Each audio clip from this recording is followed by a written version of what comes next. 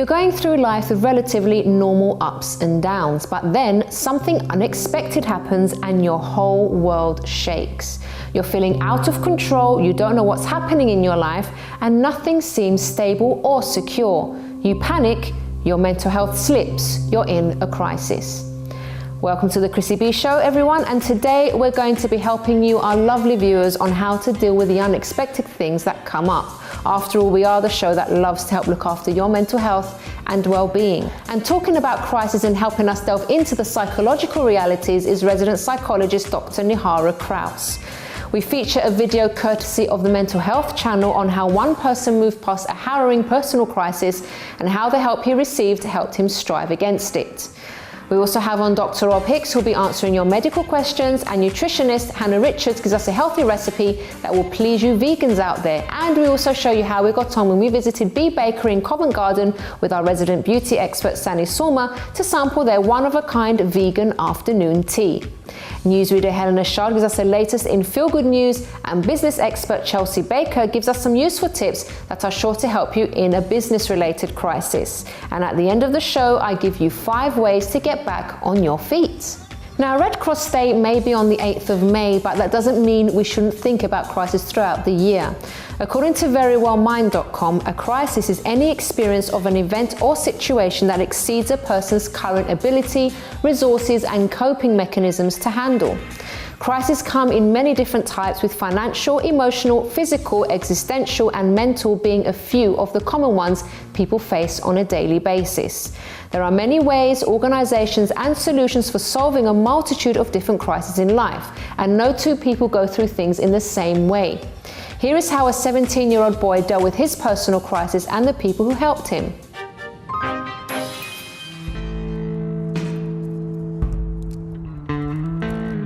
When I came home, everything was off. The lights, the gas, everything was off. My mom basically abandoned me. She just left. She was gone. I think that was a big point where I realized that everything was real.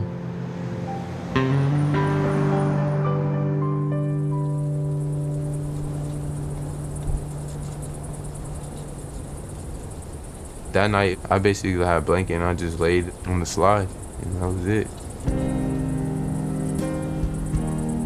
I kind of broke down. I was really shocked that she would do something like that.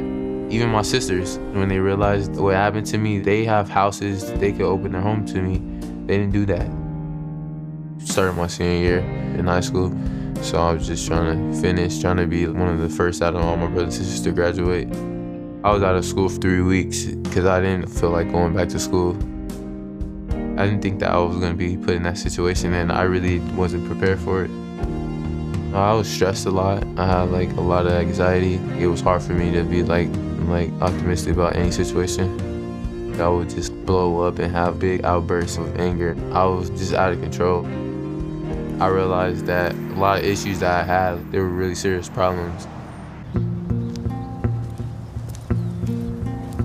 Well, this day is a brand new facility and program. It's actually unique. It's the only one in the state. We help young adults who are lost in one way or another and are having some difficulties due to mental health symptoms. We help them get their lives back on track. My godmom researched it. She figured it out that this was your only chance of really doing anything with your life, so you might as well just go. So I just waited until my 18th birthday and then I went. So tell me how your week's been going. It's been going good. Had a lot of tests this week. Yeah. My first therapy session. We were just basically doing a brief of what we wanted to go over and what did I expect to get from the session. I always knew that it was issues, but I just didn't know how immense they was. I didn't know how to get rid of them or to fix them. It's I really just started learning the science behind everything, my feelings and emotions, and what do I do when I feel this type of way. Because there's nothing wrong with feeling angry. It's what do you do when you feel angry, and how do you react. And if you just react in a positive way, then everything's all good. We are different from a shelter. We're here to provide mental health treatment and specifically assist with a mental health crisis in a residential setting. So individuals coming into us are always provided with an assessment, and then we begin individual therapy with them. People have this type of idea about therapy like it's a bad thing, like, oh, you're crazy because you get therapy. No, I'm not crazy because I realize that I have something to work on. You're crazy when you just keep on doing the same thing and you're basically repeating yourself and doing the same old thing, like, and you're not getting help. I think that's real crazy. Well, these are critical years for our youth and young adults. I think that what can happen when these mental health issues are not addressed during the critical years is you're certainly not going to see it get better. You're going to see it get much worse. Typically, the results are homelessness, human trafficking, very frequently some sort of substance abuse involvement.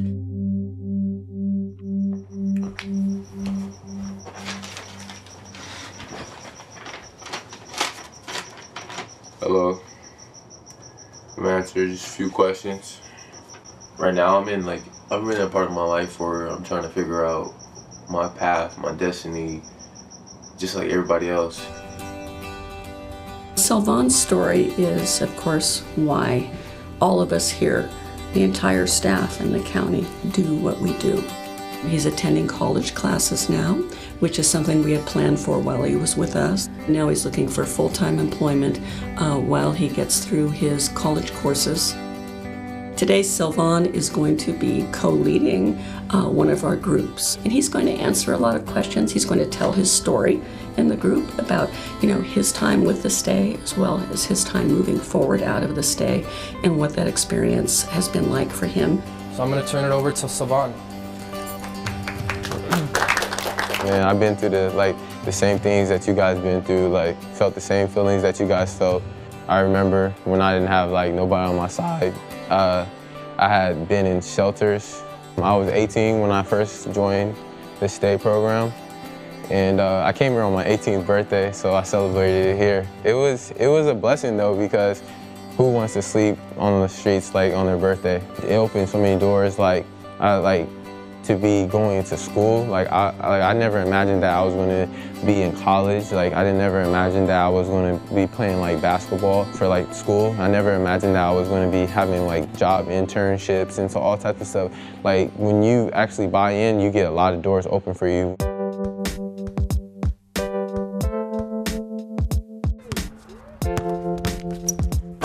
All I want to say is thank you for coming over here and sharing your story with us, because that actually is inspiring me to get myself together, and I'm pretty sure I'm speaking for all.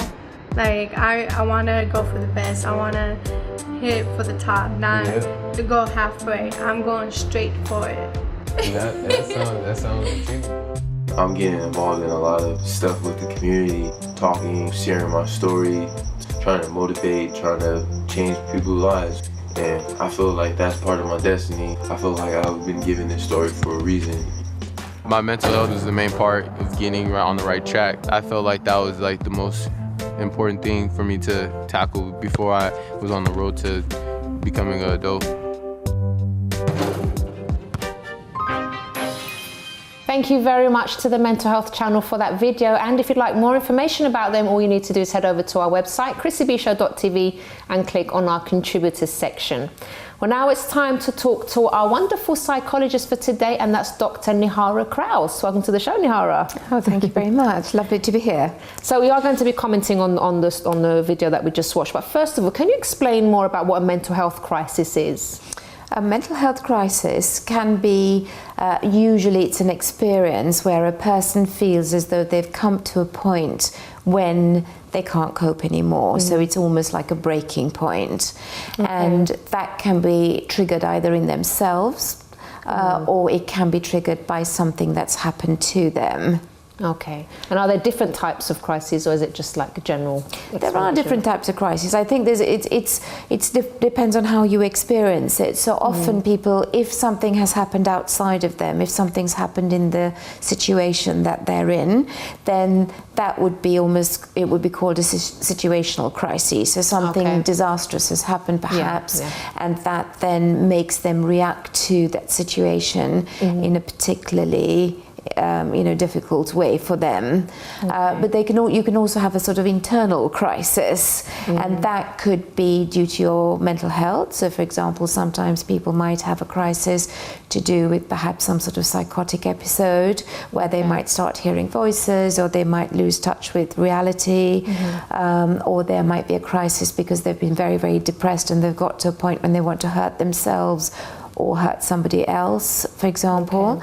And sometimes people use the word crisis to talk about a change that they might be trying to negotiate, but in a way that they're finding really, really difficult to do. So, we all hear about a midlife crisis. And that almost seems to sort of make, the whole word or the experience of a crisis seem quite small. But actually, for some people, a midlife crisis is a really, really difficult thing to negotiate. And it can get them to where they feel like that breaking point. Okay, all right. And in the example that we saw in the video, he did face a family crisis because he comes home one day, wasn't expected, and mum's just gone. Can you give us some of your feedback on that video? Well, I think obviously with that particular video, the outcome was really positive because he was able to access a resource, and through that access a resource in him. And I suppose the very, very positive message of that is, don't ever go through a crisis on your own. There is help out there, and you can deal with it. But of course, had he not accessed that, then it could have led him to a whole range of behaviours depending on how it worked for him. So he may have got very, very, kind of down. He might have got very depressed. He might have got very angry. He might have got into some sort of social situation which was negative for him. So it can lead to a whole range of different experiences. So it's really good that he managed to find help when he did. It was wonderful. Really, really good. As a wonderful resource. And there are some very, very good resources here in a crisis. We all know about A&E. We all know about emergency doctors. We know about 111. And these are exceptional services that you can reach out to in a crisis. But there's also lots of very helpful telephone lines. Again, the Samaritans, we know, is extremely good if you're in a crisis. But there are also crisis support teams, which perhaps people don't know that much about. So, again, reach out, find out. They will be there for you. Okay. Any tips, apart from obviously getting help from charities and resources and things, anything the person can do themselves? Yes, I think it's very helpful for them to, first of all, recognise that perhaps the way they're thinking is due to the shock that they're experiencing. And particularly if there are behaviours that they're carrying out that are harmful to them or worrying for them, to kind of stop and notice them. It's useful to have some numbers handy with you, write them down. Carry almost sort of a crisis card, so if you feel as though you might be going into a dip, write down some numbers, telephone numbers, some names, maybe some phrases sometimes that are, kind of inspiring for you, and carry those around just to give you the support to just get you through that moment in time, and then on to something much more longer lasting. Brilliant. Nihara, thank you so much, and we'll see you again very soon. Thank you very much. Well, don't go away, everyone, because after the break, we talk to Helena Chard for the latest in positive feel-good news in the helping of happy, and resident medical expert Dr. Rob Hicks answers your medical questions, including this one. Does holding in urine stunt growth in puberty? Find out what he has to say after this break.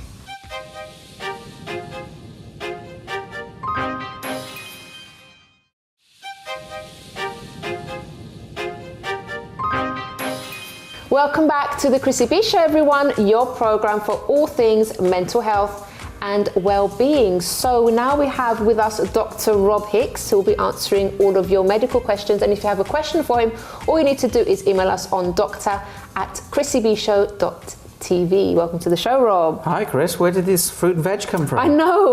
We need to bring bananas and apples into the studio. This is really bad, but never mind. This is Hannah, the nutritionist. She's put these in. It was apples, oranges, and bananas in there before. Yes, it's true. Yeah, she's been very naughty. So, are you ready to answer some questions, indeed, Rob? Okay. Yeah. So the first one is: does holding in urine stunt growth in puberty?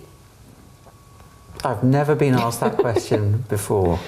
I just ask anything on this show. I know, and it's good that somebody's asked that because it's unusual. The answer is no. It's not going to stunt puberty, but what the sort of harm medically it might do is it might increase the risk of the person suffering a urine infection, and those can be really very uncomfortable. It may also weaken the muscles of the bladder such that you find that you end with urine retention, so you're not completely emptying your bladder every time you go and pee, and that will then, the knock-on effect of that is that you might find that you keep wanting to pee more frequently than normal. But what raises a concern for me about this is why the question's being asked in the first place. So what is stopping you or the person you're asking for from going to the toilet? Is it that it's painful or uncomfortable to go? Is it that it's not convenient to go? Where has the question come from? And so from that perspective, I would ask you to think about the answers to that question and then have a checkup with the doctor to talk through what are these issues really. But the answer to the original question is no, it's not going to stunt growth in puberty. Okay, wonderful. Next question. How are spinal taps performed? My son has been hospitalised with suspected meningitis. The doctor has said he wants to perform a lumbar puncture. What exactly is entailed in a lumbar puncture? Is it safe? Well, the first thing is, I'm sorry to hear that your son's in hospital with meningitis, and I wish him a speedy recovery. He's in the right place. A lumbar puncture, or as it's also known as spinal tap, is a very, very important test when somebody's got meningitis. It is a safe test, and actually in the benefits of doing this test, the information that come from this test far outweigh any of the potential risks. So what happens is that a sample of fluid, the fluid that surrounds the brain and the spinal cord, it's called the CSF, the cerebral spinal fluid, is taken from the spine. And the procedure for this generally is the person is curled up, or they could be sitting down and leaning forwards, and what the doctor will do is clean the area of the back with antiseptic.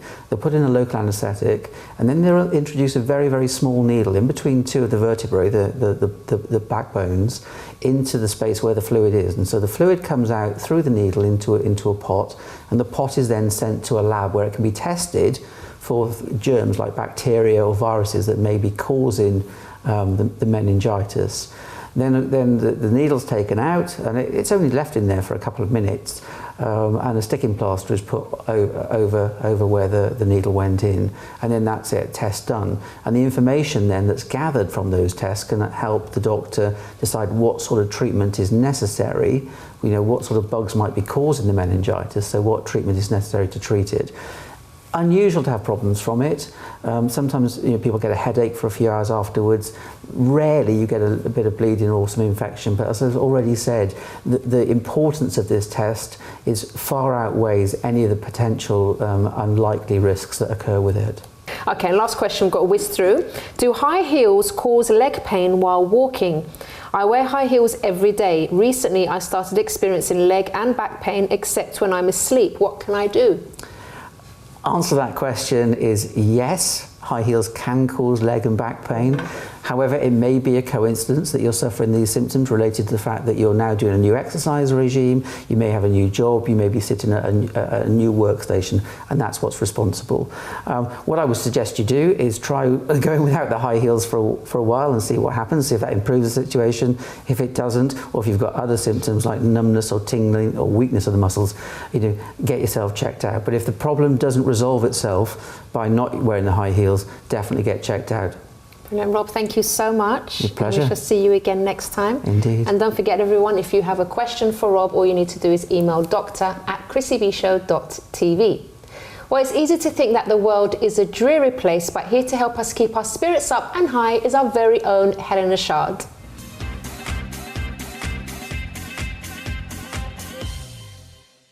Welcome to the show, Helena, and we are ready for some happy news. Yes, happy.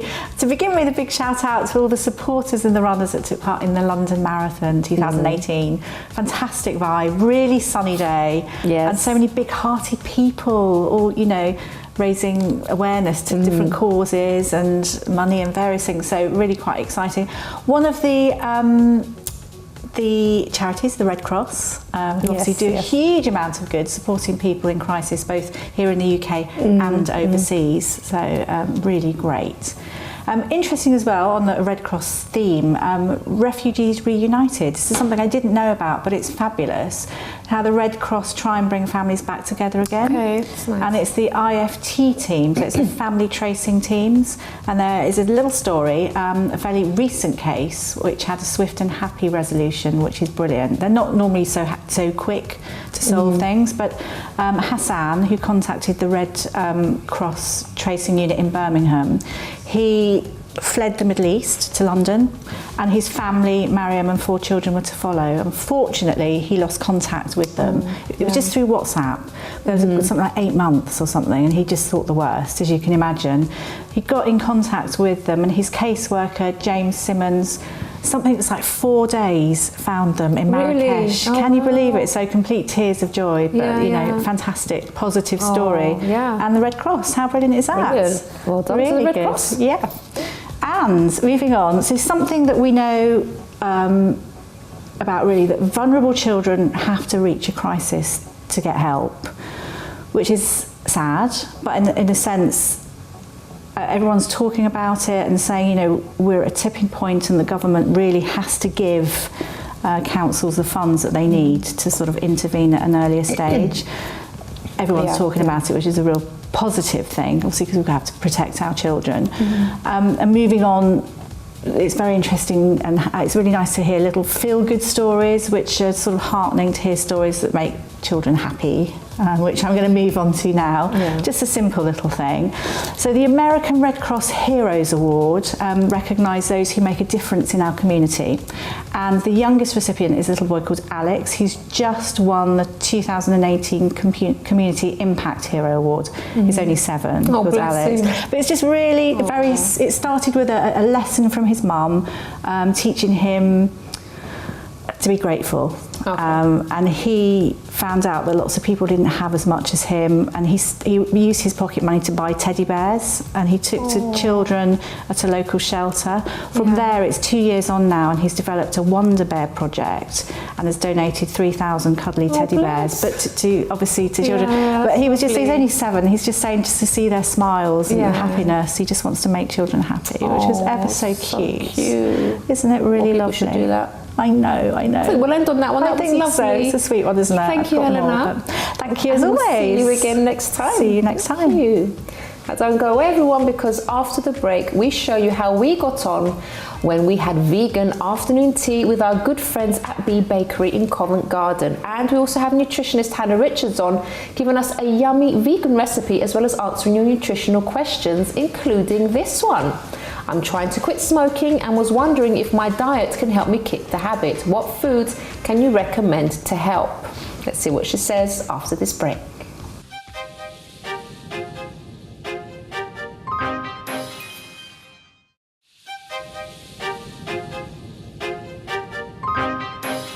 Welcome back to the Chrissy B Show, everyone, the program that loves to look after your mental health and well-being. And now we have with us our lovely nutritionist, Hannah Richards, who's going to give us a yummy vegan recipe that's full of great things for your body. Welcome to the show, Hannah. Hi, Chrissy. Lovely to have you back on. Thank you very much. And we're also going to be answering some viewer questions later on. Absolutely. And by the way, everybody, if you have a question for Hannah, all you need to do is email us on nutrition@chrissybshow.tv, and for our Instagram buddies that are watching us live, all you need to do is type in the comment section there.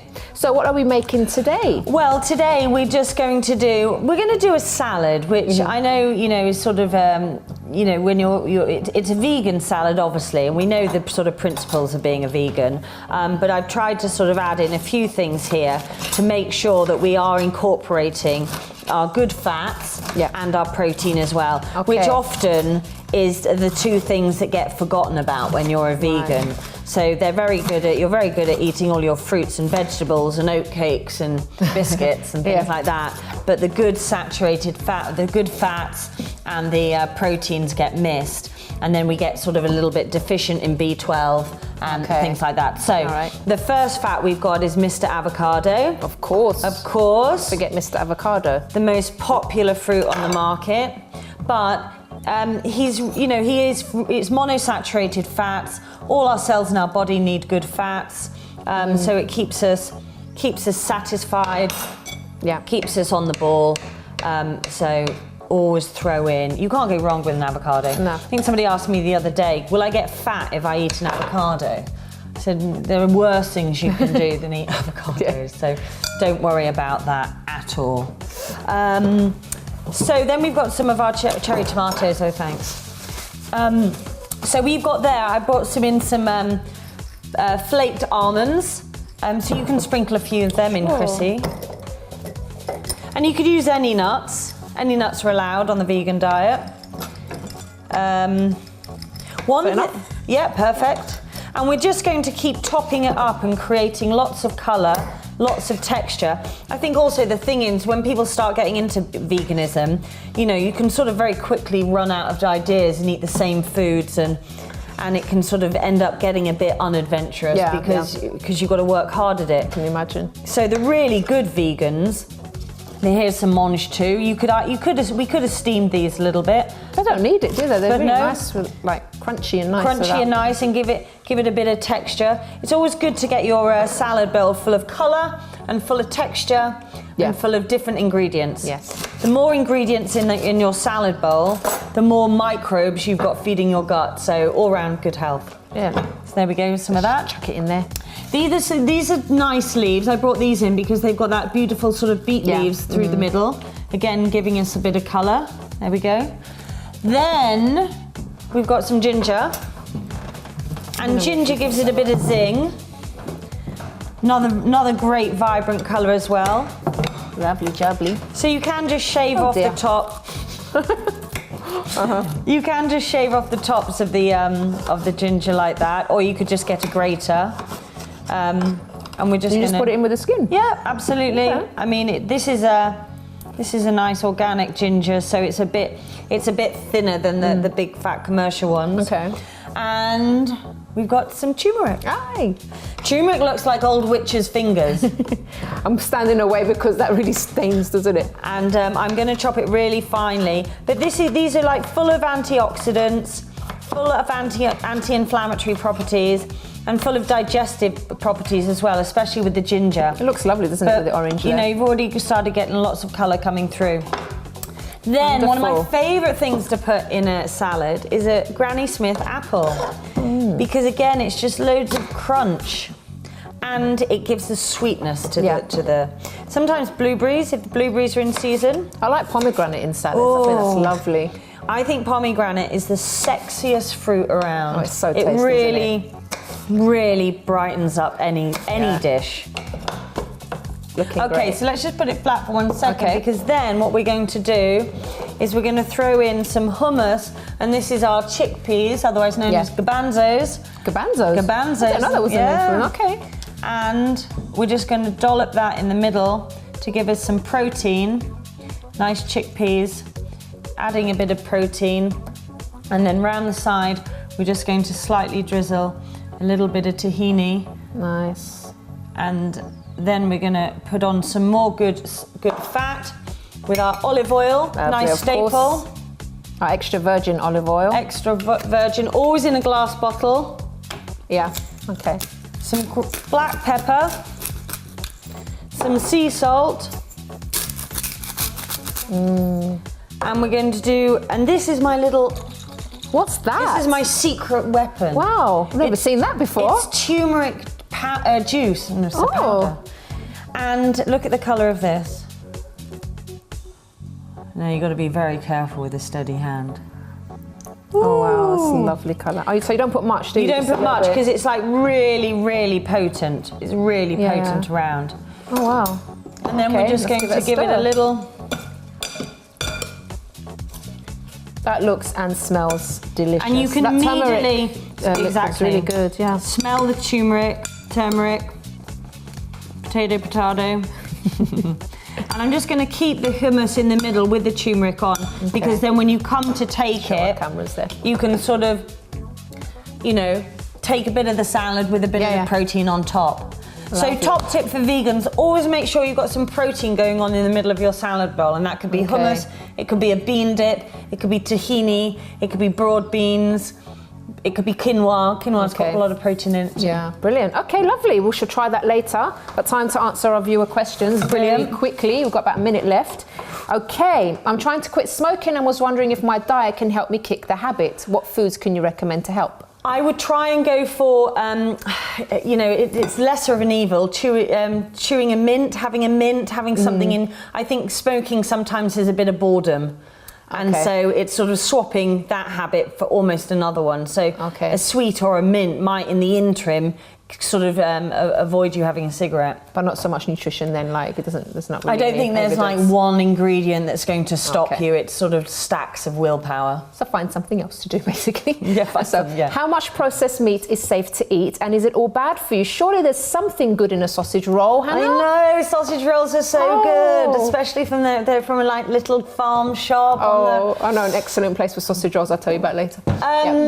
Processed meat, yes. If it looks processed, if you cut into it and it looks all the same, if it's salami out of a packet, sorry guys, it's really bad for you. If you're buying turkey or chicken or beef off the bone and it's been packaged, it's better for you. But there's no two ways around processed meat. It's a carcinogenic, it's a class A carcinogenic, and it's not going to do your body any good whatsoever. Okay, I like that directness, Hannah. Yeah. Thank you so much. I'm still going to have my sausage rolls from that place because they're from the farm shop. Yeah, the farm shop. Sausage rolls from farm shops are all right though. And one last question: what foods are good for your skin? I have chronic rosacea and it can get very painful. I think it comes down to the reason you get rosacea in the first place, and a lot of people say it's down to the hydrochloric acid in our stomachs, which is depleted when we get acid reflux. So really putting hydrochloric acid in, which you can get in supplementation form, would help the rosacea. Things that would cause it to be aggravated is probably more you itching it, and inflammatory foods, maybe processed meats, refined sugars. So stay off those. Eat this and your skin should shine and glow and be beautiful. Definitely. Hannah, thank you so much. Pleasure. And we shall see you again very soon. Hope so. And don't forget, everyone, if you have a question for any of our nutritionists, all you need to do is email us on nutrition@chrissybshow.tv. Now, eating vegan isn't always as easy as Hannah has made it seem right now, but sometimes the basic things like going for a meal can be quite tough. And here, we take you to B Bakery in Covent Garden and show you how we got on when we were invited to try their vegan afternoon tea.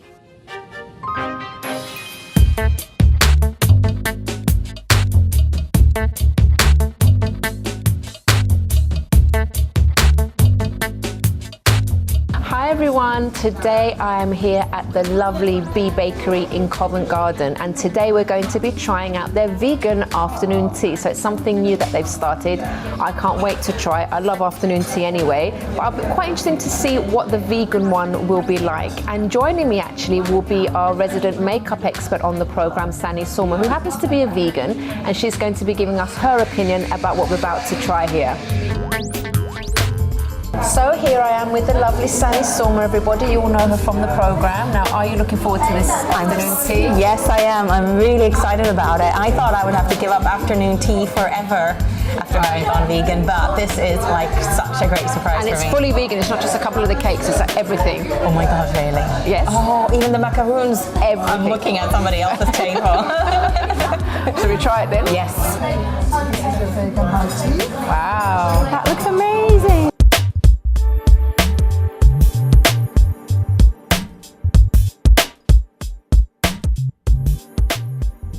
I don't know where we're going to start. I think we should go for the savories. Yes. Let's be like organized about this. Oh my God, but look at these cakes. Look at that. Look at this. No, I just love B Bakery. That's for me, thank you.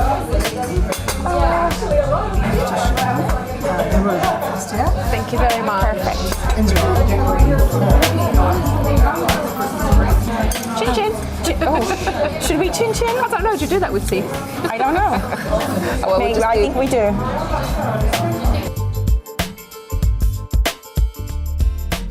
What do you think it is? It's lovely. It's quinoa and something, and tomatoes. But it's almost like a... It's very nice. Sanni, how long have you been a vegan now?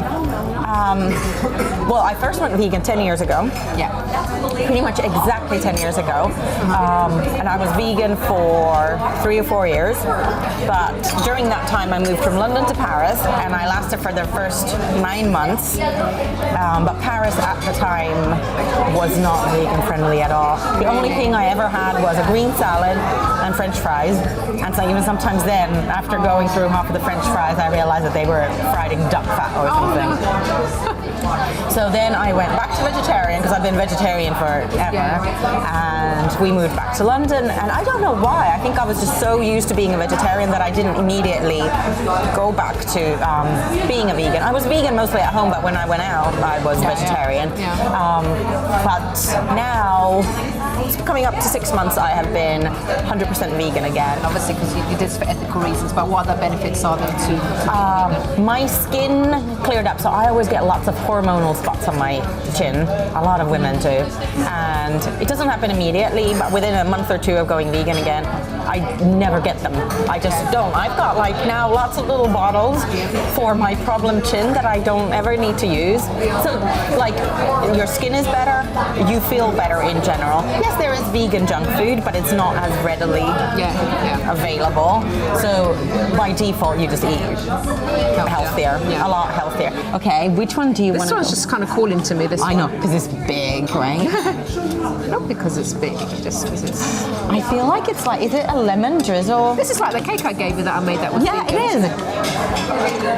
Let's try it. I'm excited. I can tell you now that icing is my secret vice. I can eat icing till the cows come home. Very nice. It is lemon drizzle. Oh, I like that. Love the icing. So, should we? Yes.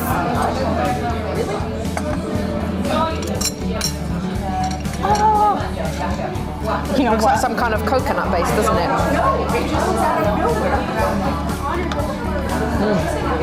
What's the mousse like? This is lovely and light again. It's like a coconutty thing. Okay, time for the cupcake test. Yay! Sanni? Look at how pretty they are. Oh, this feels very light, doesn't it? Yes. You're just going to bite into it? I'm just going to bite into it. I'm not going. I don't care. 1, 2, 3.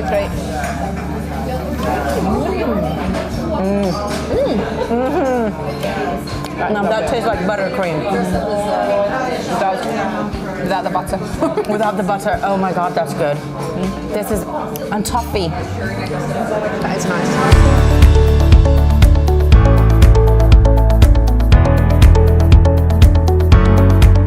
We've had our wonderful vegan afternoon tea. My absolute favourites from the savoury were the little wraps, the avocado, and it was quite spicy. I love those. What about yours? Yeah, I love those. And the little pizzas. Yes. I'm actually saving one here for myself. Yes. And this and the little pots as well. We did save one for our producer. That's why we still got one here. But this was delicious as well. Most of it was lovely anyway. And my favourite from the sweets was the cake here, the lemon drizzle cake. Really, really lovely. What about you? For me, it's like because the actual cupcake was crazy sweet. Yeah. It was so good, and it tasted so buttery. Like I haven't had that taste experience in a long time. So that was really good.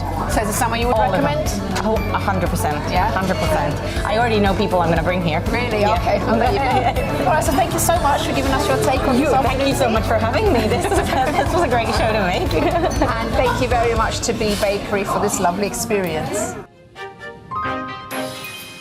Thanks very much to our friends at Bee Bakery there. Now don't go away, because after the break we talk to Chelsey Baker on how to deal with the crisis in business, and I give you 5 ways to get back on your feet. But first, how much money did the British government lose due to the global financial crisis of 2008? Was it A, 7.4 million, B, 7.4 billion, or C, 7.4 trillion? Find out the answer after this break.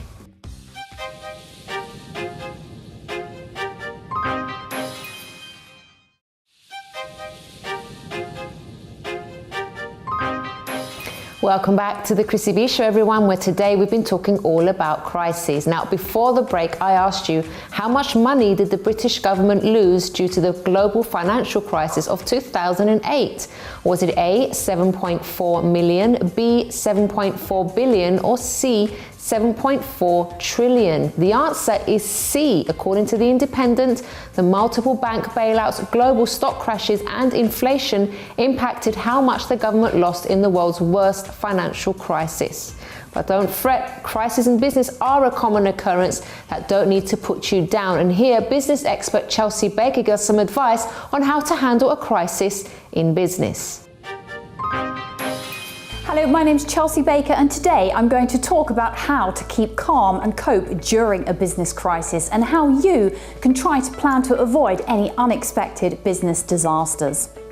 A business crisis could be anything from a serious injury, an accident, a fire, perhaps a reputation incident, a media crisis, a system malfunction, hacking, theft, fraud, or even a flood.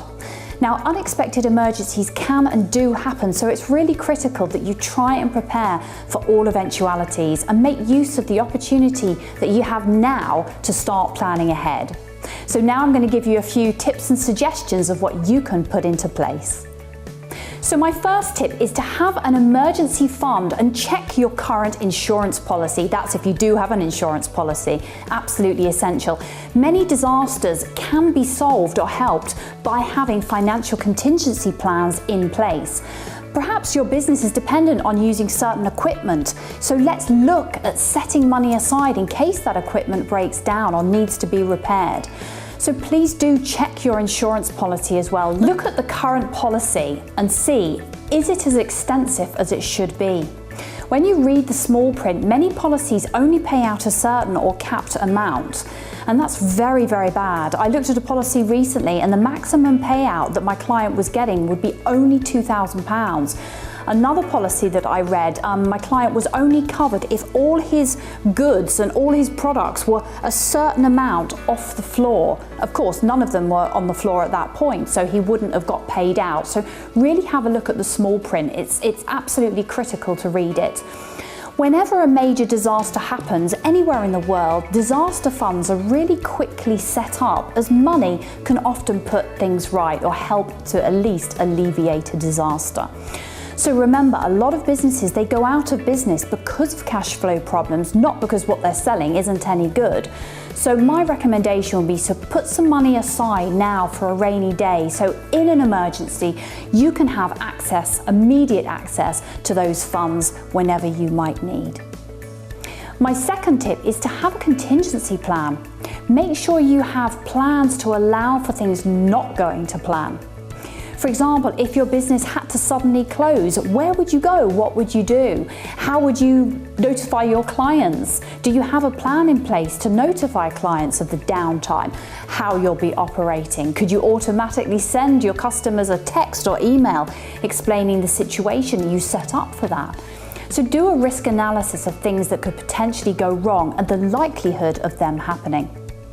For example, if your business depends heavily on the involvement of another company or a supplier, this does carry a risk.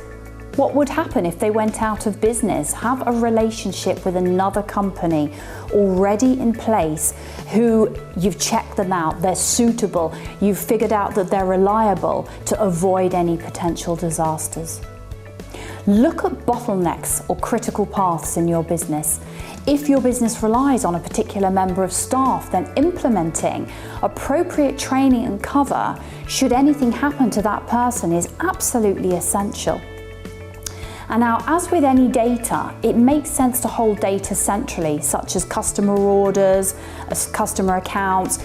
So if somebody within your workforce is ill or off sick or something happens to them, then the company still operates. You can see what customers have ordered, what's coming in, and then obviously you can, multiple staff can have access to that important information. Otherwise, things are going to grind to a halt if that person is off sick or even worse. If your computers went down because of a power cut or a virus, what are your backup plans, your recovery procedures? Do you have them documented? Do you have them written down anywhere? Have they been tested, and do you have a system to manually handle your orders or perhaps be able to access paper records? The time to test your emergency plans is not during the emergency itself. So please use the time now to see where you are vulnerable and what changes you need to make. It was only recently today that I had an email come in from the Westminster Business Council, and it said 875,000 SMEs, businesses across the UK, have been affected by a cyber attack over the last 12 months. 875,000 in 12 months, and the cost to that business was between £10,000 and £50,000. So I talked earlier about having that emergency fund, having the appropriate insurance. This is absolutely critical. So my third tip, analyse what could potentially go wrong. Think about potential disasters and how you can avoid them, because prevention is key. And if you can't prevent it from happening, then at least you can prepare for the worst. So conduct a risk assessment to identify what could go wrong and the effect it would have on your business if it did happen. Hopefully it won't, but if it did happen. And consider what changes you can implement to minimize your risk. My name's Chelsey Baker, and I hope you've enjoyed my business tips today. Over to you, Chrissy.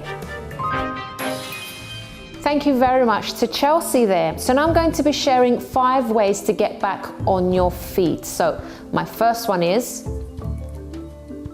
to cheer yourself on. Now, it's really, really important the kind of things that you say to yourself, because if you are using negative language, if you're thinking negatively, it's going to be very, very difficult to get back out there and, get on with your life after something maybe negative has happened to you. So tell yourself that you will make it and not to give up. Don't just depend on that from other people, because what happens when those other people aren't around anymore? You're not going to be constantly with someone else. So you really need to get into the habit of actually telling yourself you can make it, because you can. You have that strength to make it, even though you have maybe been through a difficult patch.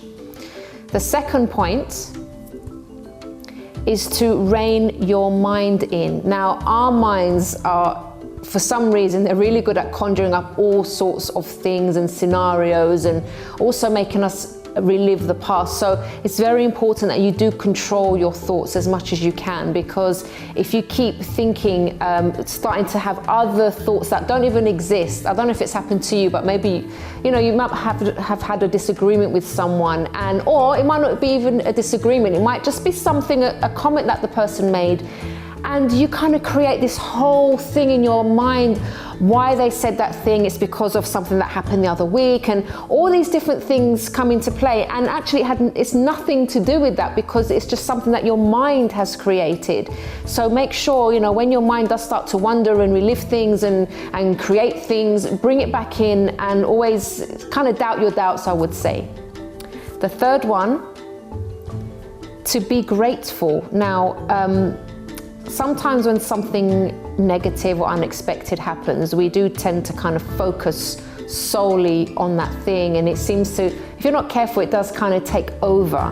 But if you try to remember other things that are actually going well for you still, so maybe you have an amazing supportive family, maybe you have a great job, so try to focus on the other things that are going well, rather than just focusing on what maybe has gone wrong in your life, because that will actually keep you more mentally happy if you think of those other things as well. So maybe before you go to sleep, write down perhaps 5 things that you're grateful for that have happened in a particular day, and also be grateful for the people that you do have around you. The next point is positivity, of course. So we always talk about this. Surround yourself with positive things and positive people, and not those who are going to kind of feed those negative emotions, because sometimes, unfortunately, you do kind of get those friends and family members that will maybe keep coming round and phoning you and crying and, oh, you poor thing, I can't believe this has happened to you, and it's so unfair, and all those kind of comments that really don't help you if you're trying to move forward. So surround yourself with people instead that are positive, will kind of say to you, come on, you're going to do it, you'll get over this, you'll make it. You need those kind of people around you. It's not to say that you're going to kind of just ignore the others, but try and be more with the people that are actually positive. And my final point is to move.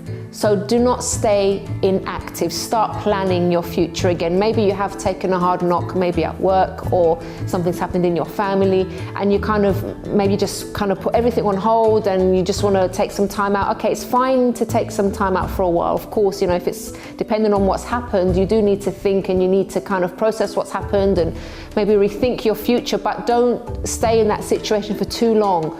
And you know, the sooner you start planning your future again, the better, because you're not going to get stuck in that rut. You're already looking forward. Of course, again, I repeat, it does depend on what it is. Maybe you're grieving, you've lost someone.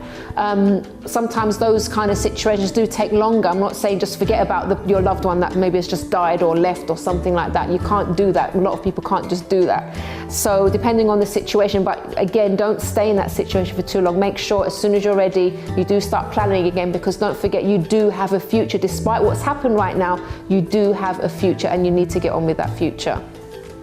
Well, everyone, we've reached the end of today's program, but if you have a story that you would like to share, or you have some comments about this show or any of our recent episodes, don't forget you can contact us on info@chrissybshow.tv. You can also tweet us at chrissybshow, or leave a message on our Facebook page, The Chrissy B Show. And if you'd like to know more about my mental health journey and how I fought back and actually won, you can visit my personal website, which is mylifeafterdepression.com. Until next time, bye for now.